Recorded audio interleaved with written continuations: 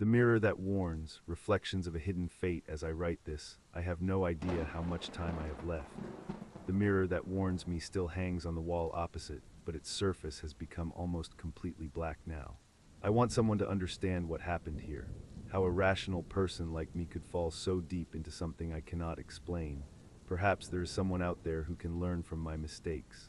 Old Town and the Victorian Mirror. It all began 3 months ago when I bought the apartment on Vesterlangaten in Old Town. A practical choice, 10 minutes walk to the law firm where I work.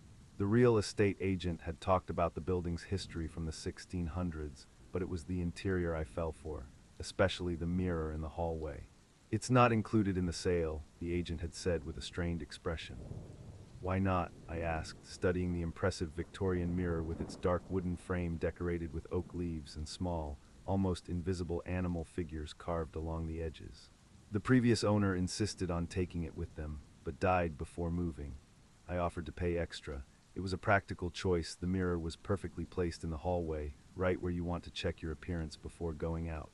"I feel obligated to mention," he said while avoiding eye contact, "that the previous owner was convinced it was the subject of some kind of curse." I couldn't help but laugh. I'm a lawyer, not a character in a horror story. I don't believe in superstition. The mirror became mine for a pittance. When I signed the contract, the agent still had the same worried look. "It's yours now," he said, "but be careful." The first signs, the first weeks in the apartment were everything I had hoped for. Home in time to cook dinner, sleeping in on weekends without commuting from the suburbs. My sister Helena came over often, and we ate dinner together on my new terrace overlooking Riddarhustorget. "Johan, it feels different here," she said one evening while helping me hang pictures. "Yes, finally a place that feels like mine," I replied, proud of my purchase. "No, I mean," Helena stopped in front of the mirror in the hallway. There's something about it that's not right." I laughed at her artistic soul. "It's just an old mirror." The former owner apparently thought it was hexed. Helena ran her hand over the frame. "Sometimes you don't need to believe in something for it to be true." That was the first warning sign I ignored. The second sign came a week later. I had worked late on a difficult case and was exhausted when I got home. As I passed the mirror in the dimly lit hallway, I thought my reflection lingered for a moment too long when I walked by, as if it was waiting for me to continue before it followed. I shook off the feeling and convinced myself I was just tired. But from that evening, I began keeping an eye on the mirror. And that's when I noticed that the mysterious mirror showed an alternative reality, just hints at first. A play of shadows in the background, furniture that was positioned differently in the reflection than in reality. When the warning mirror began to speak, it was a month into my new life in the apartment when Niklas visited me for the first time. We had been friends since childhood, and now he was my business partner at the firm. He came over with a bottle of whiskey to celebrate our latest success in court. "So this is your new palace," he said, wandering around the apartment. "Charming in a creepy way." "Creepy?" I asked as I poured drinks in the living room. "Yes, these old stone houses in Old Town always have that atmosphere, as if the walls are listening." He stopped in front of the mirror. "Especially with this piece. Where did you find it?" "It came with the apartment," I explained. Apparently the previous owner thought it was haunted or something. Niklas studied the mirror more closely. "Looks like real 19th century art. Do you know anything about it?" The realtor mentioned something about it once belonging to an occultist, but I wasn't really listening. Niklas touched the frame. "Strange energy. Helena would probably sense something." "She actually did," I admitted. "Said there was something strange about it." "Maybe you should listen to her for once." Niklas laughed, but I heard the seriousness behind the joke. That night I woke up to a sound from the hallway. It sounded like whispers, barely audible. I sat up in bed, my heart pounding. The sound subsided, but was replaced by something else. A sudden smell of damp earth and old wood that didn't belong in my newly renovated home. I forced myself to get up and investigate. The hallway was dark except for the moonlight falling through a window and reflecting in the mirror. As I came closer, I saw something that made me stop abruptly. In the reflection, my hallway was not empty. A dark figure stood behind my reflection, just inches from my shoulder, but when I turned around, the corridor behind me was empty. When I looked back in the mirror, my reflection smiled, a smile I didn't give. "Who are you?" I whispered, unsure if I was talking to myself or something else. "I am you," my reflection replied, the lips moving without mine doing so. "The you that could have been, the you that will be." I blinked and everything became normal again. My reflection followed my movements perfectly, and no trace of another figure in the reflection. I convinced myself it was a dream, that I was still sleeping. But the next morning, when I saw the dark rings under my eyes in the now innocently reflecting mirror, I knew it had not been a dream. Curse in mirror, from whispers to demands I didn't tell anyone. What would I say? That my mirror was talking to me, that I thought my apartment was haunted. I, Johann Bergstrom, rational lawyer who built his entire career on logical thinking and evidence, would be laughed at. For 2 weeks I tried to ignore what was happening. I spent less time at home, worked late hours at the office, met friends at bars and restaurants. But every time I came home, the mirror was waiting, and every time I looked into it, I saw subtle changes in my reflection. A harder expression, darker eyes, and unfamiliar cruelty. Soon the changes began to be noticeable even outside the mirror. I found myself making choices that didn't feel like my own. I argued aggressively in court in a way that scared even myself. I dismissed Helena when she expressed concern. I took on cases I would previously have declined on ethical grounds. One evening, Helena called. "Johann, I'm worried about you," she said bluntly. "There's no reason to be," I replied, aware of the chilly tone in my voice. "You've changed in recent weeks. Niklas has noticed it too. Your assistant said you yelled at a client yesterday. Sometimes you have to be tough to get results," I responded mechanically, words that didn't feel like my own. "Johann, that doesn't sound like you, I think. I think there's something wrong with that apartment, with that mirror." I laughed, a cold sound that echoed in the hallway where I stood looking straight into the mirror as we talked. "Now you sound like a child, Helena. Next time you'll be telling ghost stories." "Johann, I'm serious. That mirror, there are stories about such objects, soul mirrors our ancestors called them. Mirrors that can capture or distort a person's soul. And that's why you're calling. To warn me about a curse in a mirror that will eat my soul." I heard the mockery in my voice but couldn't stop it. "I was thinking of coming over tomorrow, maybe bring Niklas, we can talk." "Do as you wish," I said and hung up. In the reflection, I smiled, a self-satisfied, triumphant smile that I didn't feel on my lips. "They will try to take me away from you," my reflection whispered. "We can't let that happen." That night, I dreamed of the mirror. In the dream, I stood in an endless corridor of mirrors, and in each mirror I saw a different version of myself. Some were successful, happy. Others were broken, shrunken versions. And furthest away in the last mirror stood a version of me I didn't want to see, the Johann who had let the darkness take over completely. I woke with a start just before dawn, bathed in sweat. Without thinking, I went to the hallway. In the faint morning light, the mirror looked different. The glass was cloudy, as if a fog had formed behind it. And when I looked into it, the reflection was no longer a reflection, it was a portal. Behind the mirror glass, I clearly saw another world, a shadow world where everything was twisted and dark. And in that world I saw myself, but not alone. Shadow figures moved around my reflection, whispering in his ear, guiding his hand. "This can be yours," the reflection whispered. "All you need to do is let me in completely." "What are you?" I asked, afraid but also fascinated. "I am your potential. Your true nature, freed from society's limitations and moral constraints." "Why me? Why this mirror? The warning mirror has called many before you. Some listened to the warnings, others, like you, were more receptive." I backed away from the mirror, suddenly aware of the danger. This was no imagination, no stress or exhaustion. Something was using the mirror to reach me, to change me. "I will get rid of you," I said. The reflection laughed. "It's too late, I'm already a part of you." When reality cracks, Helena and Niklas came that afternoon, earlier than expected. I had spent the morning trying to cover the mirror, but every time I hung something over it, it fell down within minutes. Finally, I gave up and decided to tell them the truth when they arrived. I opened the door and stared at them, unsure what to say. "You look terrible," Helena said bluntly and hugged me.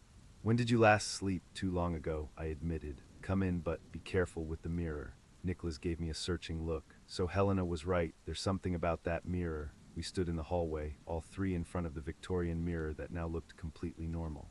Our reflections perfectly mirrored our movements, no oddities, no fog. "You'll think I'm crazy," I began, "but this mirror, it speaks to me, shows me things. I think it's changing me." Helena and Niklas exchanged glances.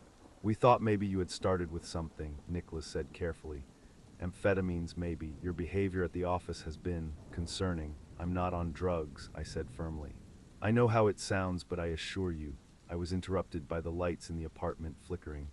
When they stabilized again, something was different. I couldn't put my finger on it directly, but then I realized. The reflections in the mirror no longer matched the room perfectly. In the reflection, the door to the bedroom was ajar, but in reality it was closed. "See," I said, pointing. "The door." Helena and Niklas looked at me, confused. "What door?" Helena asked. "In the mirror. The door is open there, but closed here." They both looked at the mirror and then at me with growing concern. "Johan," Niklas said slowly, "the reflection is completely normal." I swallowed hard. Could it be that only I could see the changes, or was it all the result of sleep deprivation and stress? "They will never understand," my reflection whispered, lips moving independently of mine. "They want to lock you up, remove me. But I'm the only one who truly understands you. Do you hear that?" I asked desperately. "The voices," Helena took my hand. "Johan, there are no voices. I think you need help, professional help." I began to shake. Reality felt like it was slipping, like a bad TV signal. One moment I was in the hallway with my sister and my friend. The next I stood alone in front of the mirror that whispered secrets to me. "I'm not crazy," I insisted, unsure if I was still talking to Helena and Niklas or to myself. "Show them," the mirror commanded. "Show them you're right, that I am real." I looked around for something to prove my point. My gaze fell on a heavy crystal vase on the hall table. Without thinking, I grabbed it and hurled it straight into the mirror. The mirror's final warning, the glass shattered with a deafening sound, but not like normal glass. Instead of falling in pieces to the floor, the mirror's surface transformed into something resembling a vortex of liquid silver. From the crack came a scream that wasn't human, a high-frequency sound that made my ears ache.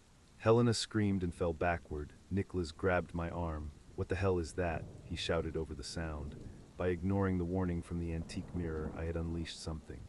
Through the mirror's broken surface, I could now clearly see another world, a shadow world where everything was twisted and dark. And from that world, something began to crawl out. At first, I thought it was glass shards in motion, but then I realized the truth. It was shadows that had taken physical form, thin as smoke but with substance, black hands reaching out into my hallway. And where the fingers touched the floor and walls, rot spread wood that darkened and bulged, wallpaper that crumpled like burning paper. "We need to get out of here," Helena screamed. Now, but I couldn't move.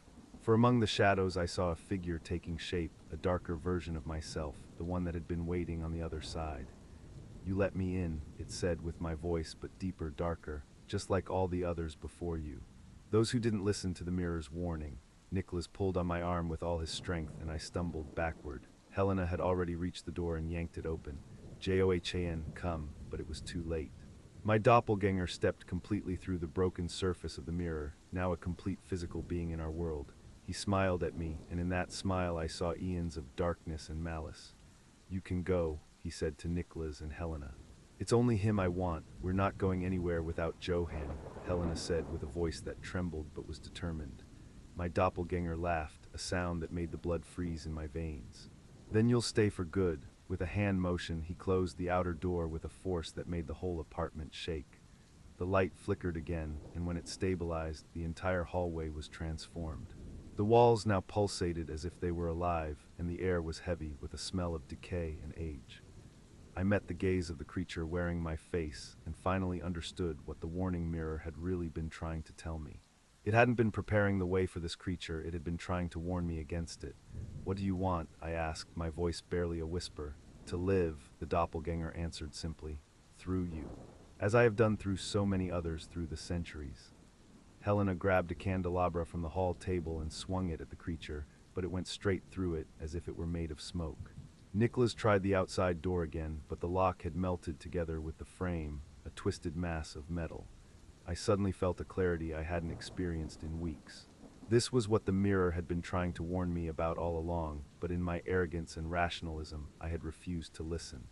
I had believed I could understand everything, control everything. It was my hubris that had released this. I looked at the broken mirror, at the vortex of silver still rotating there, at the shadows that continued to stream out, and I understood what had to be done.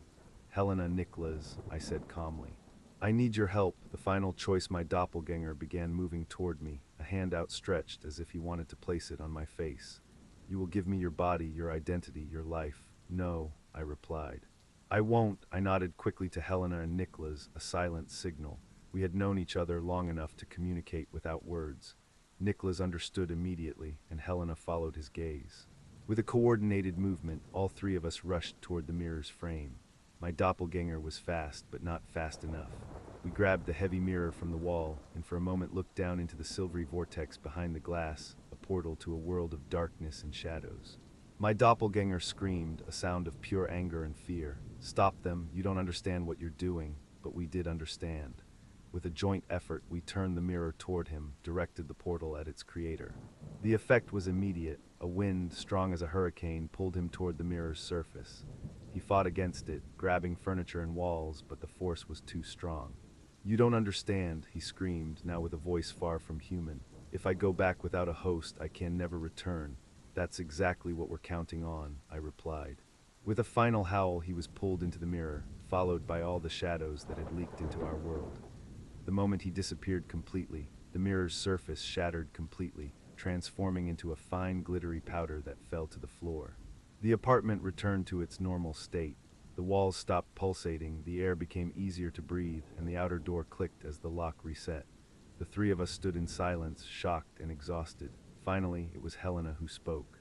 "Do you think it's over?" I swallowed hard and looked at the place where the mirror had hung. A pale rectangle on the wall was the only trace of its existence. "I think so. Without the mirror, it has no way back." Niklas shook his head, as if trying to shake off what he had just experienced. "I still can't believe it, if I hadn't seen it with my own eyes." "I know," I said.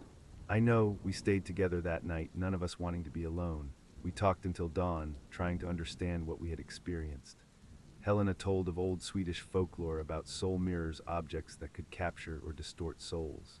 Niklas searched online and found stories about similar mirror incidents throughout history. When the sun rose, we began to clean up. We carefully collected every fragment of the mirror and decided to bury the remains far from the city, in a place where no one would accidentally dig them up. Before we left the apartment, I stopped at the empty spot on the wall. "The strange thing is," I said, "that the mirror tried to warn me all along. It showed me the danger, but I refused to listen." Helena placed a hand on my shoulder. "We often see only what we want to see, Johan. Perhaps that was the mirror's true purpose, to show us our own blind spots." I nodded. I thought I was too rational, too smart to believe in horror stories and superstition. But it was precisely that arrogance that almost destroyed everything.